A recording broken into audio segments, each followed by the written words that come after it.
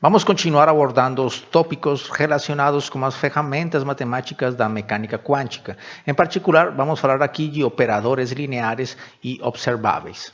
Vou começar considerando o exercício número 3 do último vídeo, que fala o seguinte, vamos lembrar. No instante inicial, t igual a 0, o estado quântico de um elétron confinado num poço de potencial infinito de largura L igual a 2 unidades Angstrom e energia potencial V igual a 0, é dado pela função de onda, esta aqui, né? Esta combinação linear de funções harmônicas. Bom, e isto é válido para x entre 0 e L, né? E esta função de onda é 0 no resto dos pontos do eixo x. Bom, então vemos que esta função de onda está expressa em termos dos estados desta base ortonormal. Bom, uma das partes deste exercício é obter o catch relacionado com esta função de onda. Bom, e vamos começar considerando que a largura é de 2 unidades Angstrom, né? Vamos substituir isto aqui nesta equação. Bom, evidentemente também a gente poderia encontrar especificamente quais são os valores da energia, tendo em conta a massa do elétron, tendo em conta esta largura, bom, etc. Mas por enquanto só vamos ter em conta que o fato de que esta largura seja de 2 Angstrom vai fazer com que estes elementos da base se escrevam da seguinte forma. Se n igual, então aqui teremos 2 sobre 2 unidades Angstrom, então aqui vamos usar estas unidades Angstrom para simplificar a escrita desta expressão, beleza? Então aqui este termo, isto irá dar 1, beleza? 2 sobre 2 Angstrom irá dar 1, raiz quadrada de 1, então aqui teremos seno de nπ sobre 2 vezes x e a menos in vezes t sobre h cortado, né? Aqui então devemos especificar que estes psi-n, as unidades de medição destes psi-n, irão corresponder às unidades desta amplitude aqui. Então aqui teremos raiz quadrada de 2 sobre 2 unidades Angstrom. Ou seja, isto irá ser unidade de Angstrom a menos 1 meio, o qual é equivalente a 10 a menos 10 metros a menos 1 meio, né?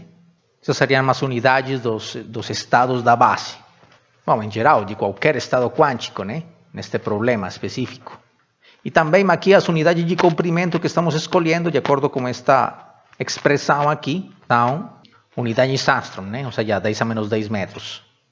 Bom, e aqui poderia continuar falando também sobre as unidades da energia, bom, e todo esse negócio, mas não será necessário por enquanto.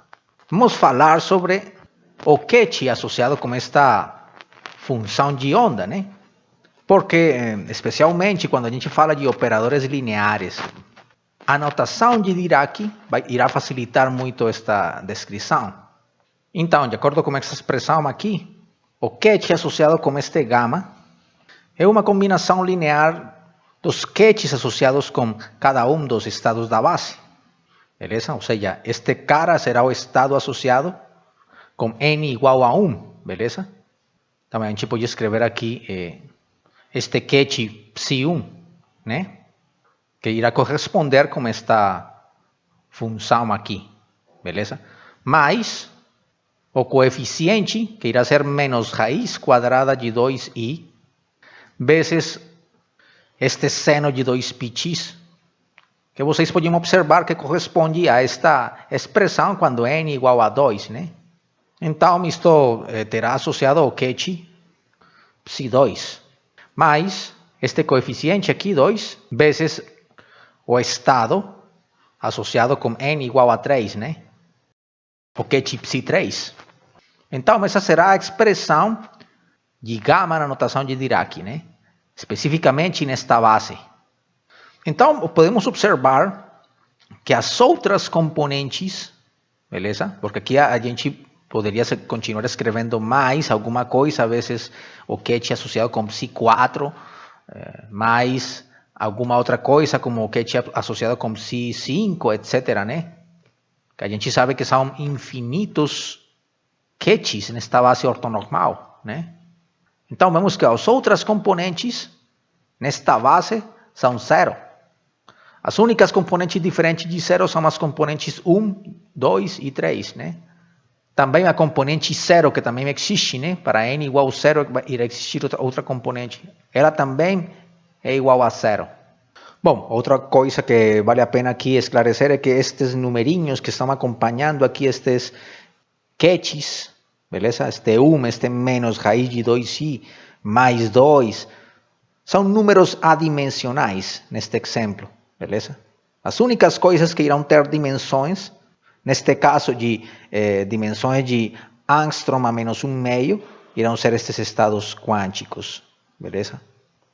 Bom, então agora que temos esta expressão aqui, vamos abordar a última parte deste exercício 3, que consiste em encontrar o valor esperado da energia. Vou escrever aqui explicitamente. É a parte 3.3 deste exercício. Bom, e sabemos que o operador associado com este observável de energia a gente chama de Hamiltoniano. É precisamente o operador Hamiltoniano, que estamos representando como H maiúscula, Hção, com chapeuzinho, né? Porque é um operador. Beleza, então, para isso lembremos aquela definição do que era um valor esperado ou associado como observável. O valor esperado para um determinado observável A, então é dado por esta expressão aqui, beleza? De forma geral, né? Para um caso onde a função de onda ela irá depender das coordenadas espaciais no espaço tridimensional, né? Aqui temos uma integral de volume feita sobre todo o espaço, beleza? Bom, vamos escrever isto especificamente no caso de um problema numa dimensão. Bom, vou fazer espaço aqui. Beleza, então isto aqui será integral entre menos infinito e infinito de gama x no instante 0, complexo conjugado. Vou especificar aqui o operador Hamiltoniano, H. Então, isto aqui irá representar o valor esperado de H no instante de tempo t igual a 0, né? Isto irá representar, então, uma norma, o módulo ao quadrado, o qual na representação de Dirac se escreve como isto aqui, beleza? Ou seja, como este braquete, no instante de tempo t igual a 0. E uma coisa similar a gente pode observar aqui acima no numerador, né? Porque, olha, quando este operador atua sobre este estado, lembremos que este H, este operador, pode se escrever como menos H cortado ao quadrado, Laplaciano, sobre 2m, mais a energia potencial. Beleza? Então, este é um operador linear, né?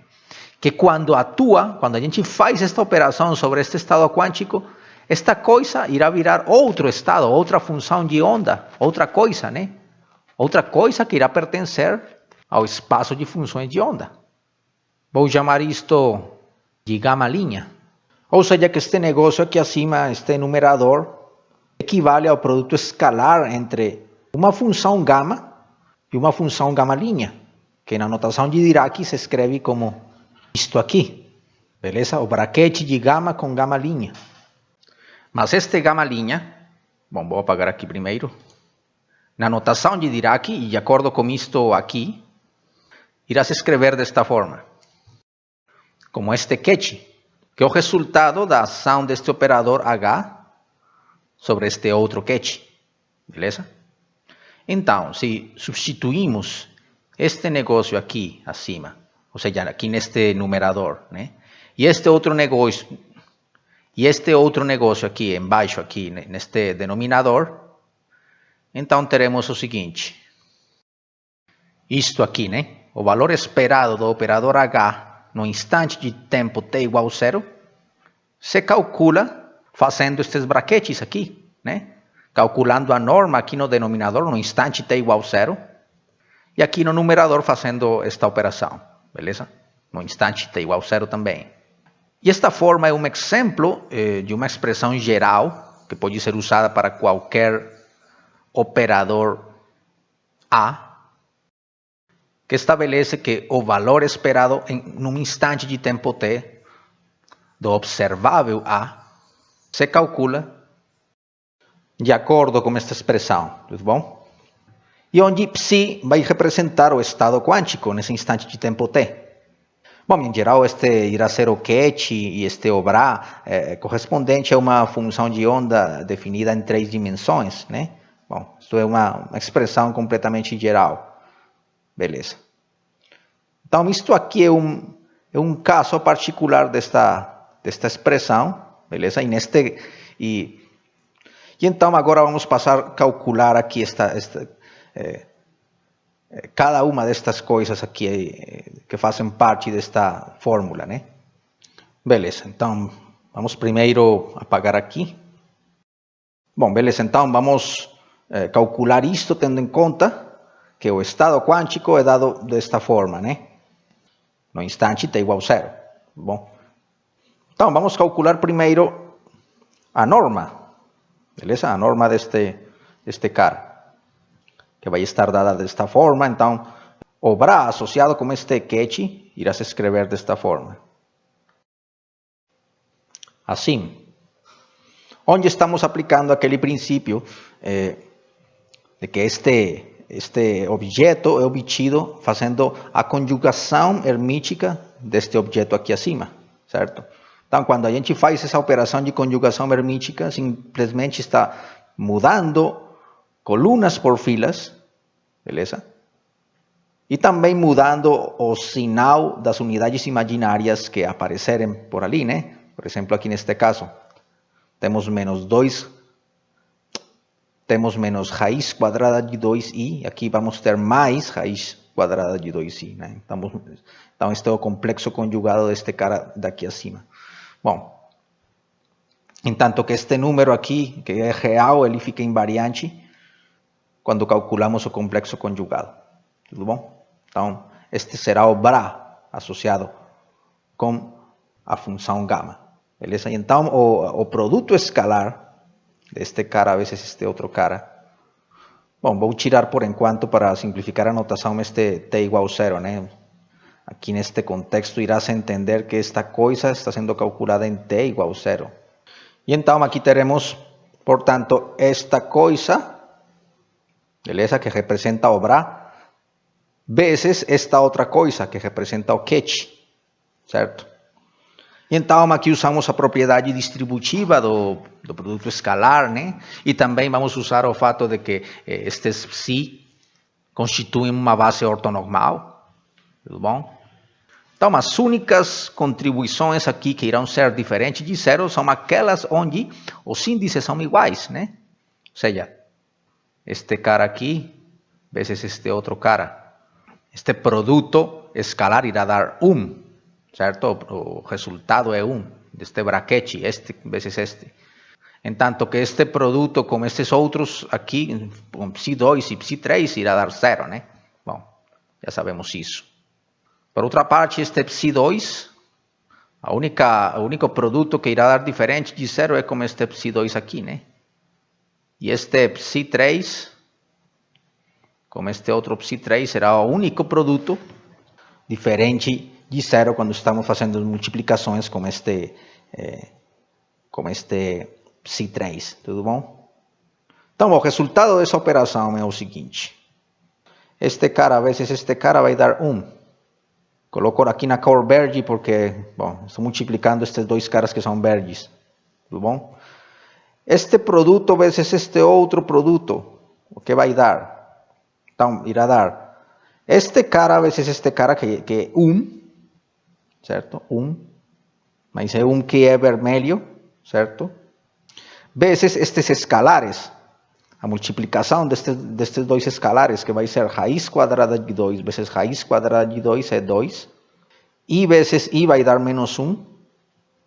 E aquele menos 1 vezes este outro menos 1 aqui, vai dar mais, vai virar mais. Tudo bom? Então teremos isto aqui, né? Mais este produto aqui, psi3 com psi3 irá dar 1 amarelo. E este 2 vezes este 2 irá dar 4, né? E então teremos 1 mais 2 mais 4 Isso é igual a 7. E observemos que este 7 aqui não tem unidades, é adimensional, né?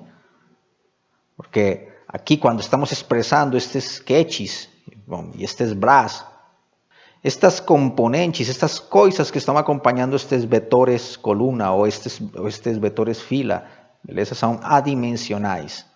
Beleza? Então, este é um 7, um número puro, né? Sem dimensões. Então, vemos que este estado quântico não é normalizado, tudo bom? Beleza, então temos como conclusão aqui que este negócio é igual a 7, esta norma ao quadrado, né? Esta é a norma ao quadrado. No instante t igual a 0. Beleza? Bom, vamos guardar este resultado em alguma parte. Por aqui, né? Vamos apagar porque vamos fazer aqui agora esta operação. Bom, e para fazer esta operação aqui, devemos primeiro começar calculando este H atuando sobre este catch, certo? Então, o que será este negócio aqui? Beleza, então, este H atuando sobre este catch irá ser a mesma coisa que este H atuando sobre esta combinação linear, né? Ou seja, isto aqui é igual a isto aqui, né?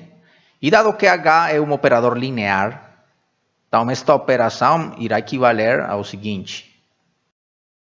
E vemos nesta expressão que temos uma combinação linear de termos onde H está atuando sobre cada um destes psi. Ou seja, então agora temos a pergunta, o que será H atuando sobre os psi n?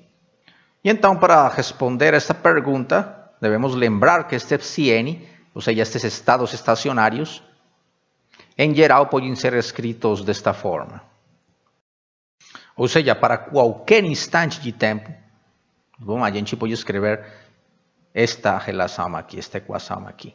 Beleza? Lembremos que os estados quânticos, ou seja, esta equação aqui que estamos escrevendo, vou passar para aqui acima, ela é obtida daquela relação que conhecemos no espaço de funções, né? Então, no espaço F, a gente sabe que o psi n, os estados estacionários, que são funções de x e t, correspondem à multiplicação entre a parte espacial da função de onda vezes este termo oscilatório no tempo, né? E estas coisas aqui, estes phi n, estas funções são soluções da equação de Schrödinger independente do tempo.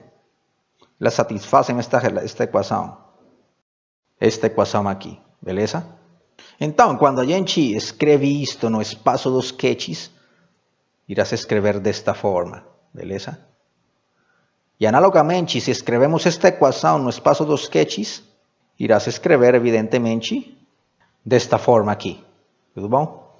Beleza, então, em resumo, podemos escrever estas duas equações, beleza? E isso irá nos ajudar a descobrir o que é isto, né?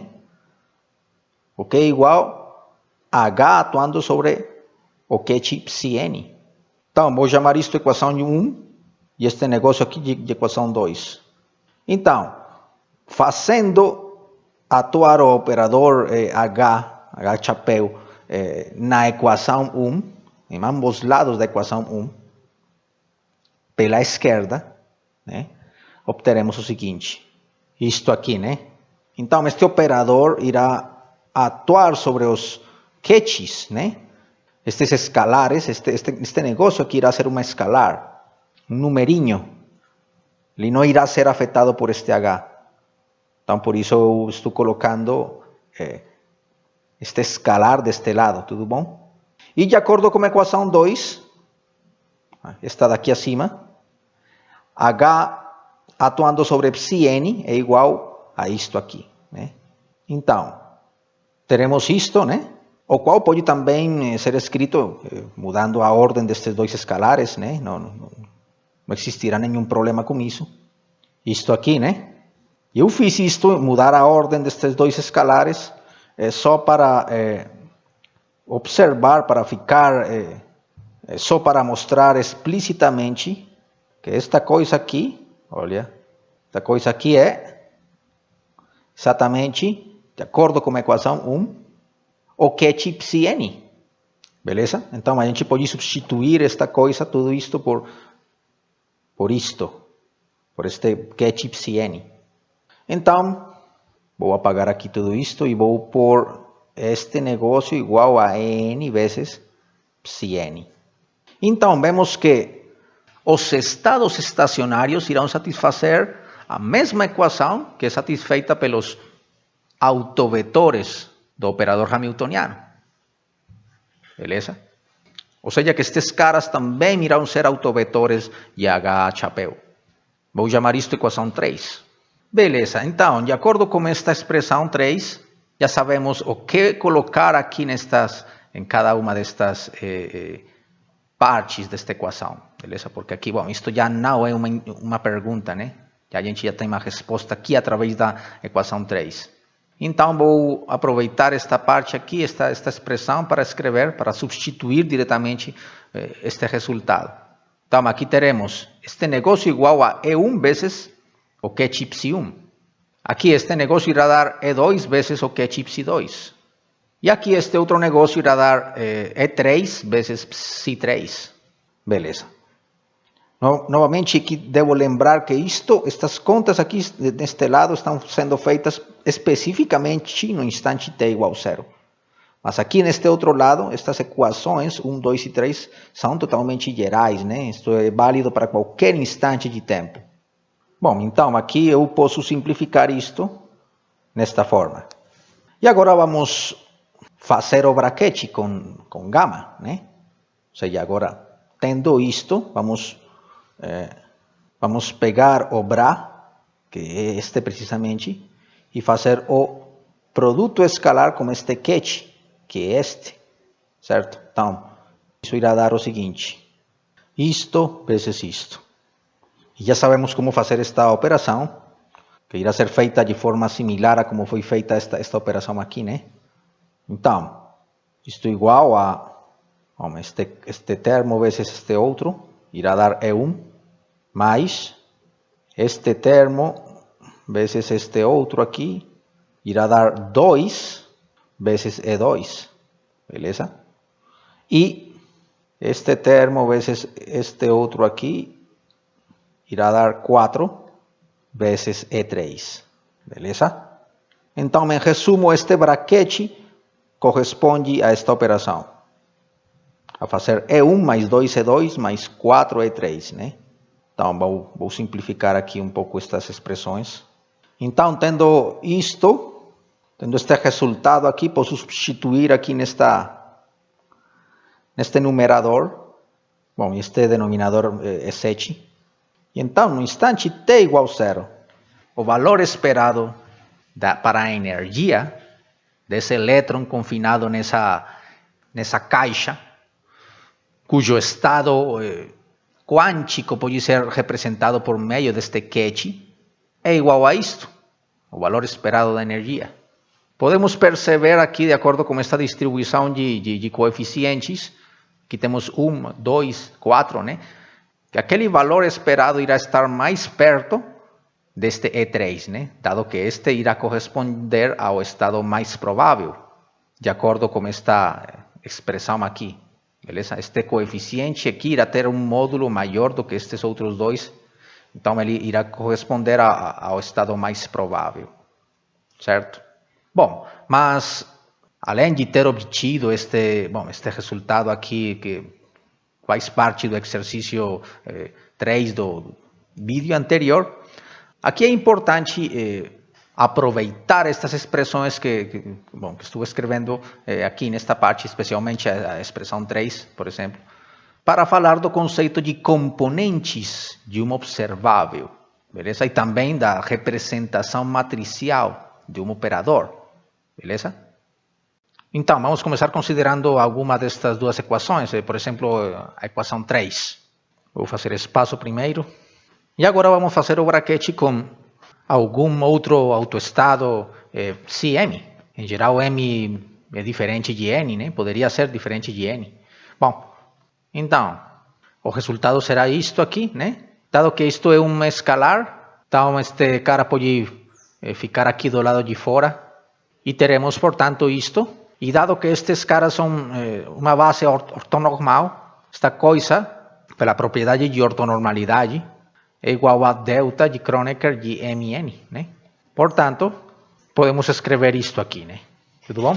E então, o que vemos aqui é que isto é um arranjo. Isto tem uma forma de uma matriz, né? E, portanto, isto aqui também terá a forma de uma matriz. É um arranjo. Então, estas coisas aqui podem ser interpretadas como as componentes deste operador nesta base do psi-n. Em particular, isto aqui, neste exemplo específico, a gente pode escrever uma expressão assim como esta, né? Ou seja, aqui, estes H00, H01, H02, irão representar cada um destes termos aqui. Ou seja, em particular, a mnésima componente deste arranjo aqui, desta matriz, é por definição isto, beleza? Então, esta aqui será a componente 00, ou seja, o braquete de psi0 com H psi0, beleza? E isso irá ser igual a E0, de acordo com esta equação. Aqui, quando m igual a n igual a 0, isto é 1, e vai dar E0 aqui, né? Caso em que n igual a 0, ou seja, temos o caso em que m, temos o caso em que m é igual a n igual a 0, né? Então, será esta primeira componente. Para a componente 0, 1, então teremos m igual a 0, n igual a 1. E este negócio é 0, né? Então, irá equivaler a esta aqui. Bom, que seria esta. E assim por diante. Tudo bom? Beleza? Então, estas coisas aqui, estes elementos representam, então, as componentes do observável H na representação dos psi-n. E isto constitui um exemplo de uma expressão geral que é válida para qualquer operador A, né? Eu vou escrever por aqui neste cantinho. A componente mnésima de um operador A na sua representação matricial é definida como este braquete aqui, tudo certo? Onde este UM e o N são elementos de uma base. E não necessariamente precisa ser uma base ortonormal, né? Aqui neste caso particular, esta base é uma base ortonormal, mas a gente poderia ter uma base que não necessariamente seja ortonormal. Talvez poderiam ser simplesmente elementos linearmente independentes, este UM e este UN. E ainda assim, a gente falaria que estas são as componentes deste operador nessa representação particular, beleza?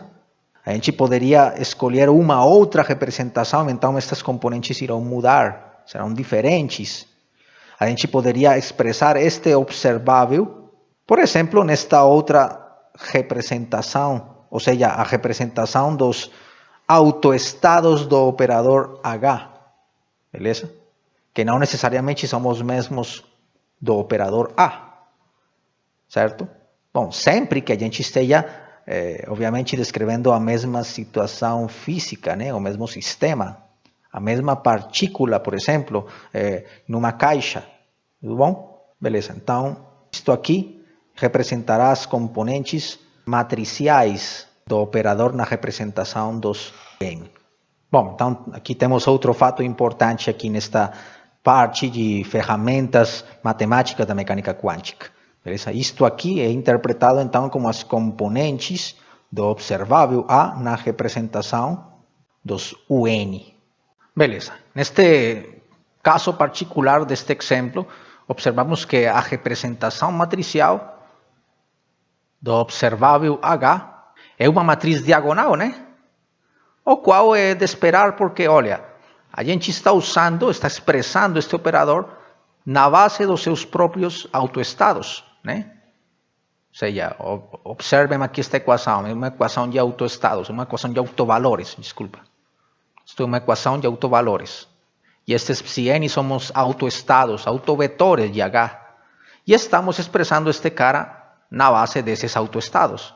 Então, bom, existe um conhecido teorema da álgebra linear onde se manifesta o fato de que quando um operador é expresso na representação dos autoestados, então ele vai se mostrar em forma diagonal, ou seja, será uma matriz diagonalizada, né? Terá forma diagonal, como este caso aqui. E as componentes da diagonal constituirão os autovalores, beleza? Então, isto que a gente tem aqui, neste caso particular. Bom, então, a expressão dos operadores, dos observáveis, como entidades matriciais, é uma grande vantagem, porque a gente pode aproveitar todas aquelas propriedades que conhecemos da álgebra linear, da álgebra de matrizes, né, para aplicá-las neste contexto. Beleza? Em particular, a gente pode começar aqui a falar de operações entre observáveis, né, ou operações entre operadores. Então, por exemplo, vamos considerar a seguinte situação. A gente tem um estado quântico psi. Beleza? E sobre ele irá atuar um determinado operador A. Beleza, então o resultado dessa operação é um outro estado que vou chamar de psi'. E vamos supor que agora, sobre este novo estado, psi' irá atuar outro operador B. E o resultado dessa operação será outro estado psi', por exemplo. Beleza? Então, de acordo com esta equação, a gente pode escrever, pode substituir aqui esta coisa, beleza? Então, teremos isto, né? O qual pode ser escrito assim, desta forma. E neste lado, então, o que temos será uma multiplicação de matrizes. Uma multiplicação de matrizes. Mas essa multiplicação é feita pegando o último observador que está atuando, beleza? Ou melhor, o segundo observador que está atuando, vezes o primeiro operador que está atuando sobre este psi. Então, de acordo com esta equação aqui, podemos escrever que o efeito conjunto de atuar estes dois operadores sobre este psi é um estado quântico que denotamos por psi', beleza? E este efeito conjunto dessa atuação desses dois operadores é representado matricialmente como uma multiplicação de matrizes, beleza? Então, esta coisa aqui, esta multiplicação de matrizes irá dar outro operador, outra matriz. Beleza? Então, a multiplicação é uma operação elementar entre operadores. E já que estamos falando da multiplicação, aqui, vou aproveitar aqui para mencionar o fato de que existe uma combinação especial de multiplicações entre operadores, que é conhecida como comutador, e se denota desta forma. Bom, em particular, isto é o comutador entre A e B, o comutador de A e B, o qual é definido como A vezes B menos B vezes A. Então, esta soma, esta combinação de multiplicações dará como resultado um outro operador, né? Que está sendo representado como este cara. A esse operador a gente chama de comutador, certo? E esta operação é fundamental em mecânica quântica, porque com base nesta operação é que iremos definir muitas propriedades interessantes, entre essas as relações de incerteza de Heisenberg, por exemplo, as propriedades do momento angular, bom, etc., né? Em particular, existirão situações onde este comutador é igual a zero, ou seja, onde o produto AB é o mesmo negócio que B vezes A. Beleza? Então, isto menos isto, o resultado é zero. Então, no caso em que este comutador é igual a zero, normalmente é dito que estes dois caras, estes dois operadores A e B, comutam. Beleza? Em geral, no caso em que este negócio é diferente de zero, então, simplesmente dizemos que A e B não comutam. Tudo bom? E então, quando dois operadores comutam, é possível mostrar, bom, é um resultado conhecido da álgebra linear, que é possível encontrar uma base comum de autoestados para estes dois caras. Beleza? Ou seja, que no exemplo anterior, vocês lembram que estávamos falando do operador hamiltoniano. Então, aquela base de autoestados a gente estava chamando de a base dos psi-n, beleza? Então, este resultado aqui, o que significa que existirá algum observável, algum operador, bom, que, sei lá, vou chamar de A, que irá comutar com este H, ou seja, que o resultado deste comutador é igual a zero, né? E que esse operador terá estes caras também como autoestados. Então, esta propriedade aqui é fundamental para o que mais para frente iremos definir como um conjunto completo de observáveis que comutam. Vou escrever aqui as iniciais desse negócio. Conjunto completo de observáveis que comutam, né? Bom, qual será um conceito bem importante, que mais para frente vamos considerar com detalhe, né? Mas antes disso, teremos que falar de alguns outros elementos, beleza? Bom, outra operação que é necessário, é fundamental ter em conta antes de começar a considerar situações como esta, né? É a conjugação hermitiana de operadores. Bom, e desta operação já tínhamos falado brevemente antes, né? E consiste em pegar um operador e trocar filas por colunas e colunas por filas. E além disso, pegar o complexo conjugado das componentes. Ou seja, se a gente tiver um determinado operador A, cujas componentes são estas AMN, beleza?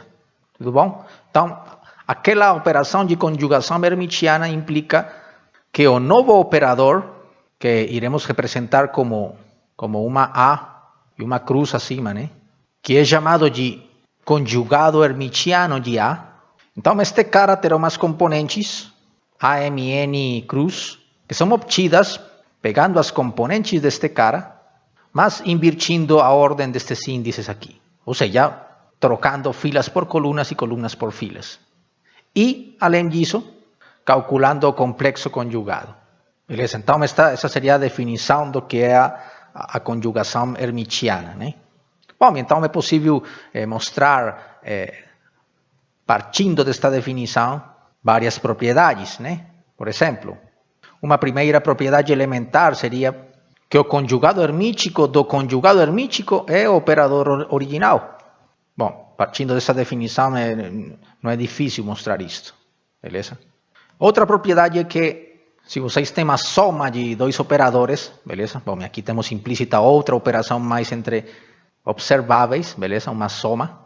Então, se vocês tivessem a soma destes dois operadores e fizerem a conjugação hermitiana, o resultado vai ser a soma dos conjugados hermíticos. Outra propriedade é que se tivermos um escalar multiplicado por um operador, né, e a esse negócio, a tudo isto, fazemos a conjugação hermítica, ou conjugação hermitiana. Então, isto é equivalente a pegar este escalar, calcular o complexo conjugado e multiplicar pelo hermitiano deste cara. E temos uma outra propriedade, bom, que não é tão fácil para mostrar como estas aqui, mas que não é difícil também a demonstração, que é a seguinte: no caso em que temos uma multiplicação de operadores e calculamos o hermítico conjugado deste resultado, isso é equivalente à multiplicação dos hermíticos conjugados, mas na ordem inversa. Beleza? Bom, isto em particular pode ser mostrado a partir desta definição. Bom, vamos fazer aqui uma verificação desta propriedade aqui. Então, vamos supor que temos dois operadores A e B, cujas componentes se expressam desta forma, né? Então, uma multiplicação de A vezes B.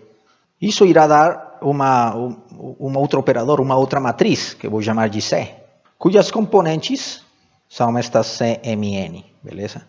Então, sabemos que estas componentes aqui estão relacionadas com estas outras da seguinte forma: soma sobre todos os valores de L, de AML, vezes BLN. Isto é igual a MNésima componente, beleza? Desta matriz C. Esta é a definição da multiplicação entre matrizes, beleza? Isto aqui é uma soma feita sobre um índice mudo que estou chamando de L, certo?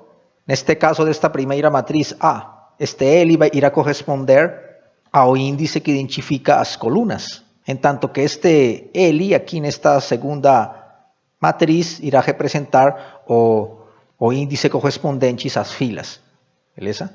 Então, o índice das filas se multiplica com o índice das colunas e fazemos a soma para obter a correspondente componente, beleza? Bom, então, se pegamos agora se fazemos a conjugação hermítica da matriz C, o que obteremos?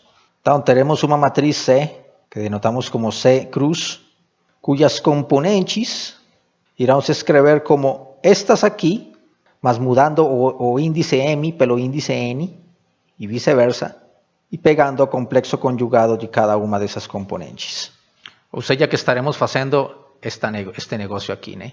A mnésima componente dessa nova matriz C cruz é igual a isto, né? Ou seja, que devemos pegar esta expressão aqui, desculpa, devemos pegar essa expressão, mudar M por N e N por M e calcular o complexo conjugado de tudo isso. E então, teremos o seguinte, isto aqui, né? Então, observem que aqui esta expressão é equivalente a esta, mas mudando M por N e N por M e calculando o complexo conjugado de cada componente aqui. Tá bom? E observemos que, de acordo com esta definição aqui, beleza? Cada uma destas coisas irá se escrever como, aqui teremos soma sobre todos os valores de L, então este negócio aqui será A cruz, e aqui devemos invertir a ordem, L e N, né?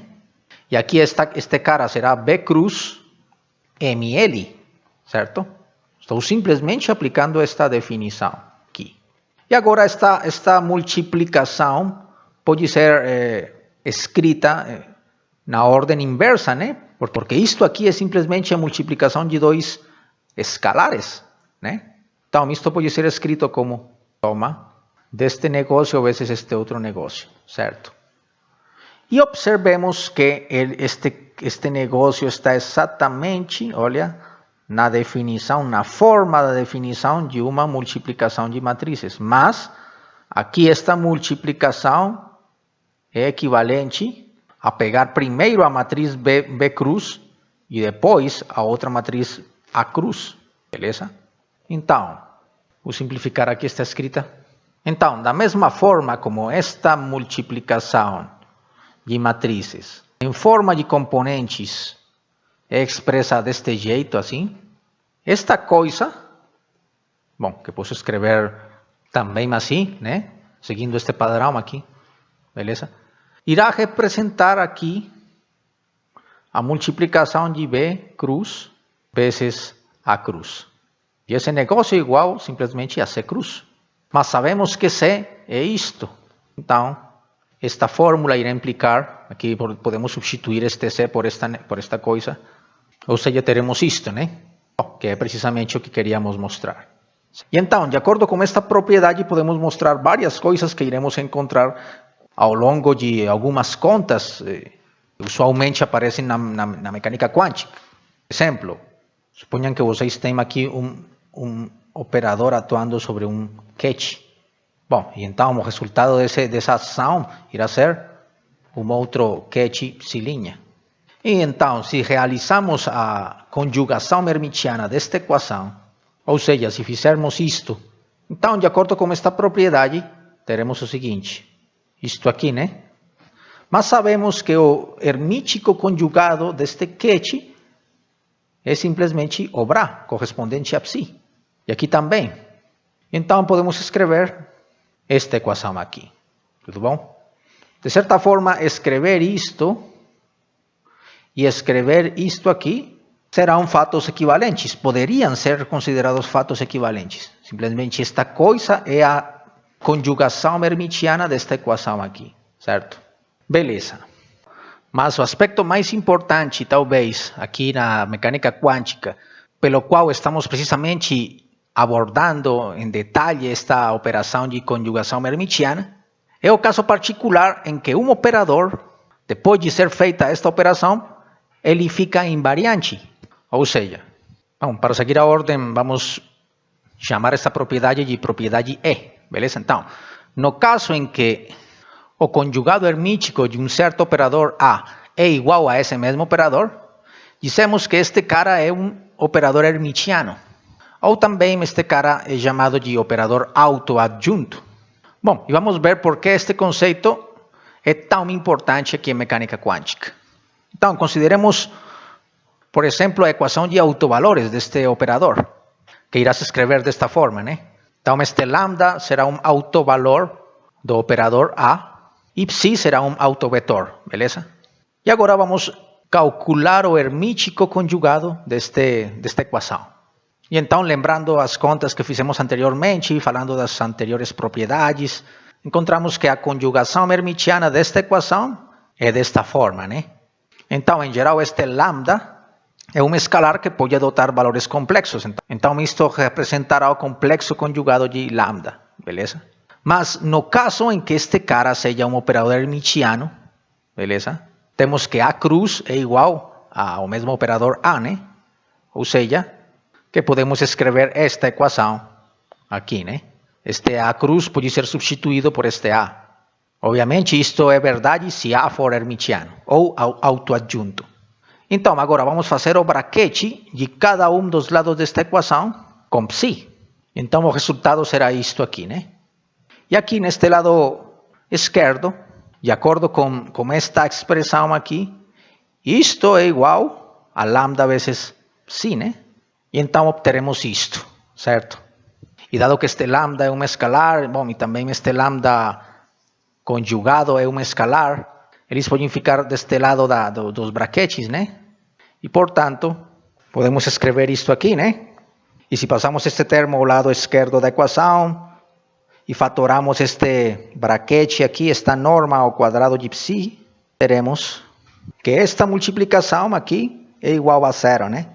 E se supormos que este psi é um cara cuja norma é diferente de zero, beleza? Ou seja, isto é equivalente a falar que este psi é diferente do catch nulo, ou seja, aquele catch cujas componentes são todas zero. Vamos supor isso, que este é um caso não trivial. Então, a única opção para que este negócio seja igual a zero é que este termo seja igual a zero. Então, portanto, podemos escrever que isto é igual a zero e que, portanto, lambda é igual ao seu complexo conjugado. O qual implica que lambda é um número real, que é precisamente a propriedade mais importante dos operadores hermitianos. Bom, do ponto de vista físico, para a teoria da mecânica quântica, isto é uma propriedade muito importante, porque estes caras irão ter associados autovalores que são números reais e, portanto, constituem objetos matemáticos que podem representar grandezas medíveis, ou seja, observáveis, grandezas às quais podem ser associados números reais como autovalores, né? Então, está a grande importância, isto é fundamental. Então, por essa razão, os observáveis, como tínhamos falado anteriormente, mas sem entrar muito nos detalhes, né? Os observáveis na mecânica quântica estão representados por operadores lineares hermitianos. Então, como grande conclusão aqui, se A é um operador hermitiano ou autoadjunto, os seus autovalores são reais e, em consequência, ele pode representar um observável. Bom, em consequência, todo observável irá estar representado em mecânica quântica por um operador hermitiano. Beleza, então agora vamos formular um exemplo, uma situação específica onde estas propriedades e conceitos sejam aplicados de uma forma relativamente simples e também ilustrativa. Bom, então é o seguinte, suponham esta situação hipotética. O espaço de estados de um sistema físico é gerado pela base ortonormal, está aqui, conformada por 3 catches, né? 1, 2 e 3. Ou seja, aquele espaço de estados terá 3 dimensões. E sejam 2 operadores, LC e S, os quais estão definidos pelas relações estas aqui, né? É um conjunto de relações que determinam completamente aqueles operadores. Então, de acordo com isto, o primeiro exercício vai consistir em mostrar que L e C e S podem representar observáveis. Então, ali vocês terão que encontrar a representação matricial destes caras, nesta base, que é a que é conhecida. E com essa representação matricial, então, aí vocês terão que provar que eles são hermitianos e, portanto, poderiam representar observáveis, beleza? Bom, a outra parte do exercício é mostrar que L, C e S comutam. Então, aí, uma vez tem a representação matricial desses dois operadores, vocês calculam o comutador, né? E tem que provar que aquele comutador é igual a zero. E então, uma vez que a gente sabe que esses caras comutam, o seguinte exercício, o exercício C, consiste em mostrar que existe uma base própria comum de autovetores para estes dois operadores. E essa base própria comum pode ser escrita desta forma. Essa base própria comum estará formada por estes autovetores U1, U2 e U3, os quais, evidentemente, são autovetores simultaneamente destes dois operadores. Bom, isto nos deixará prontos para a seguinte parte do exercício, a parte D. A parte D do exercício consiste em mostrar que a seguinte tabela, esta aqui, é correta. Tudo bom? Aqui nesta coluna temos a base própria comum, os vetores anteriormente descritos, U1, U2, U3. E aqui os correspondentes autovalores associados com cada observável, né? Ou seja, no caso do operador S, né? Este será o autovalor associado com U1, certo? Este 1 será o autovalor associado com U2. E este menos 1 é o autovalor associado com U3. Bom, e uma interpretação similar para esta coluna que está aqui, beleza? Beleza, então, vou tomar como referência esta tabela para analisar uma situação que aparece muitas vezes na mecânica quântica, vários problemas. Bom, então aqui neste cantinho está a tabela, que vamos tomar como referência, e então observamos que este é o caso de dois observáveis que têm um espectro degenerado, né? Então, no caso do operador S, vemos que ele tem dois autovalores, né? 1 e menos 1. E no caso do autovalor 1, estão associados dois diferentes autovetores, U1 e U2. Então, nesse caso, dizemos que ele é degenerado de grau 2, né? Porque são dois autovetores associados a esse valor. Beleza? Entanto que este menos 1, ele é não degenerado, né? Só vamos ter um autovetor associado com ele. Uma coisa similar acontece com o operador LC quadrado, né? Que ele tem dois autovalores, 1 e 0.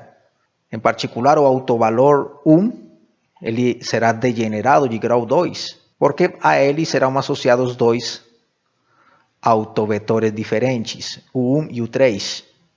Entanto que 0 é o autovalor não degenerado nesse caso. Tudo bom? Beleza, então, este tipo de situações onde temos operadores com espectros degenerados, podem acontecer várias coisas. Vamos, por exemplo, considerar o seguinte. Vamos supor que num instante T0, o estado quântico, de acordo com o postulado de decomposição espectral, pode ser expresso desta forma, né? Onde C1, C2 e C3 serão as componentes deste autoestado nesta representação. Beleza? Bom, isto é antes de fazer qualquer medição. A gente pode escrever este negócio assim. Mas agora vamos supor que estamos interessados em definir este estado quântico. Ou seja, fazer medições de tal forma que pelo postulado do colapso da função de onda, a gente obtenha uma situação onde passemos a descrever o estado quântico em termos de um destes autoestados só. Então, suponhamos uma primeira situação, uma primeira medição. Vamos supor que vamos fazer várias medições, um monte de medições. Então, numa delas, na primeira medição de S, por exemplo, vamos fazer uma medição deste observável S. Vamos supor que o resultado foi menos 1. Né? A gente, sabemos que temos duas possibilidades. Iremos obter ou 1 ou menos 1. E vamos supor que nesse caso particular obtivemos depois da medição o resultado de menos 1. Certo? Então, de acordo com esta tabela, depois da medição, o estado quântico irá estar dado por o autoestado U3, né? A gente irá escrever este negócio aqui. E vamos supor que numa segunda medição desse observável S, o resultado agora foi 1. Tudo bom? Então, nesse caso, a gente, dado que este autovalor é degenerado, a gente não pode falar que, olha, a função de onda irá colapsar para um só destes caras. Nesse caso, ela será uma combinação linear destes dois caras. A gente não pode decidir em qual destes dois estados estará definida a função de onda, né? Ou o estado quântico. Ela será uma combinação linear deles. Ou seja, ela vai se escrever desta forma, imediatamente depois da medição. O estado quântico será esta combinação linear. Beleza, então existe uma diferença fundamental entre esta situação e esta outra situação aqui, né? Então, a diferença fundamental radica em que aqui está completamente definido o estado quântico, ou seja, os números quânticos, olha, os autovalores, nesta primeira situação, os autovalores destes observáveis, que a gente também chama de números quânticos, estão completamente determinados. Por exemplo, aqui, de acordo com esta tabela, se o estado quântico é U3, significa que foi feita uma medição onde o resultado foi menos 1, beleza? E com certeza, se a gente fizer uma medição de LC quadrado, né, o resultado irá dar 1, com total certeza. Entanto que aqui a gente não pode falar isso. Bom, a gente pode falar que este número quântico S é 1, entanto que o número quântico LC quadrado poderia ser ou 1, beleza? Que é associado com este U1, ou 0, que é associado com este U2. Então, se a gente for fazer uma medição de LC quadrado, então poderia ou obter o valor de 1 ou o valor de 0. Então, neste caso, não temos uma completa determinação dos números quânticos, né? Então, surge a pergunta, o que fazer para preparar o estado quântico de tal forma que os números quânticos fiquem completamente determinados? Beleza, bom, vamos limpar aqui. Então, o que vamos fazer é um terceiro procedimento, uma terceira medição, mas vai ser diferente destas duas aqui, anteriores. Agora, o que vamos fazer é uma medição simultânea destes dois observáveis. Ou seja, agora vamos fazer um procedimento de medição simultânea desses observáveis. E nessa medição simultânea a gente poderia obter vários resultados, né? Um primeiro resultado seria, por exemplo, em que S, quando a gente for medir este S, o resultado for 1, e o resultado de LC quadrado é igual a 1, né? Então, de acordo com esta tabela aqui, o estado quântico este irá colapsar a U1, certo? Então, nesta medição, os números quânticos S e LC quadrado são 1 e 1. Tudo bom? Poderíamos ter uma segunda opção. Seria esta aqui, né? Ou seja, S igual a 1, LC quadrado igual a 0. Nesse caso, então, teremos que o estado quântico, imediatamente depois dessa medição simultânea, é U2. Certo? Que é o correspondente com esta fila nesta tabela. E teríamos uma terceira opção, que seria esta aqui, né? Onde obtemos o valor S igual a menos 1 e o valor de LC quadrado igual a 1, que irá corresponder com esta fila nesta tabela. E então, depois dessa medição, o estado quântico irá estar dado por este autovetor. E observemos que existe uma outra opção que não é possível. Beleza? Uma combinação de valores de números quânticos que não é possível, que é S igual a menos 1 e LC quadrado igual a 0, né? Tudo bom? Dado que elas se encontram em linhas diferentes. Ou seja, porque é incompatível vocês, numa medição, encontrar o valor de menos 1, certo? O qual quer dizer que este que o estado quântico estará dado por este autoestado, né? E simultaneamente este valor de 0, aqui, que irá corresponder a um autovetor diferente, beleza? Ou seja, em outras palavras, uma vez numa medição de S é obtido este valor de -1, a função de onda, ou o estado quântico, irá colapsar para U3. Isso automaticamente irá implicar que a medição de hélice quadrado é 1. E não pode ser outra coisa. Não pode ser 0. Beleza? É impossível que seja 0 nesta situação particular. Então, não é possível esta situação. As outras combinações são possíveis. Por exemplo, -1 e 1, que se encontra aqui nesta fila. Tudo bom? Essa é possível. Mas este -1, 0, não pode ser. A combinação 1, 0 é possível, que se encontra aqui nesta fila também. Beleza, então quando acontece uma situação destas, quando a gente, através de uma medição simultânea de observáveis que comutam, beleza? Isso faz parte deste exercício, né? Mostrar que estes S e hélice quadrado comutam. Então, quando a gente tem um conjunto de medições simultâneas de um conjunto de observáveis que comutam, beleza? De tal forma que é possível encontrar uma base própria comum para os dois, para esse conjunto de observáveis, e de tal forma que em cada caso dessa medição simultânea a gente consiga definir completamente o estado quântico.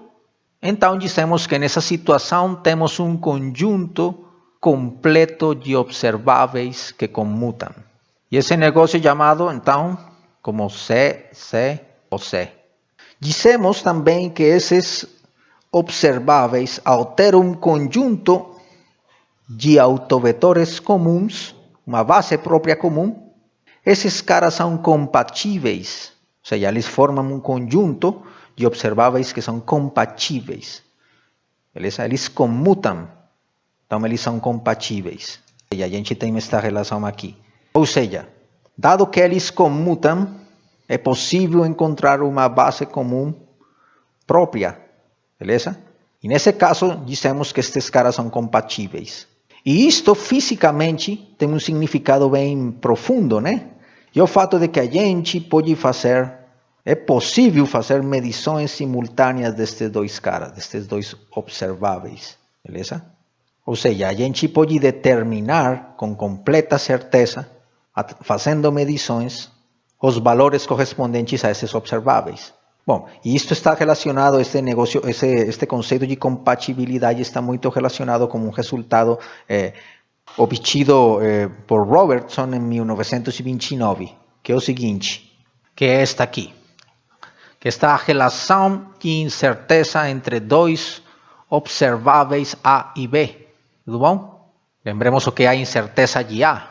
A incerteza de um observável é dada por esta relação, por definição, né? Bom, então, o que significa esta equação aqui? Que numa medição simultânea, a incerteza na medição de dois observáveis, A e B, não pode ser menor do que esta coisa, né? Do que este termo aqui, que é o meio do módulo do valor meio do comutador entre esses dois caras, certo? Então, de fato, isto é uma generalização das relações de incerteza de Heisenberg. Mas para frente, quando a gente esteja considerando os observáveis momento linear e posição, a gente vai descobrir que aqui, que esta parte aqui, irá estar relacionada com H cortado, né? No caso dos operadores momento linear e posição. Mas neste caso aqui, deste exemplo que estamos considerando, tendo os operadores S e hélice quadrado, vemos que o comutador é 0, né? Ou seja, que a incerteza na medição, o limite inferior vai ser 0. A incerteza poderia ser a incerteza na medição simultânea desses dois observáveis, poderia ser 0. Tudo bom? Então, isso é o que significa que esses caras sejam compatíveis, né? Se dois observáveis são compatíveis, Significa que numa medição simultânea, o limite inferior para a incerteza irá ser zero, né? Também o fato de que estes caras sejam compatíveis significa que é possível selecionar ou encontrar uma base própria comum de autovetores para os dois observáveis, beleza? E também significa que existe a possibilidade de que eles formem um conjunto completo de observáveis que comutam. E dessa forma definir completamente um estado quântico, definir completamente os números quânticos correspondentes a um determinado estado associados com cada um desses observáveis que estão envolvidos. Beleza?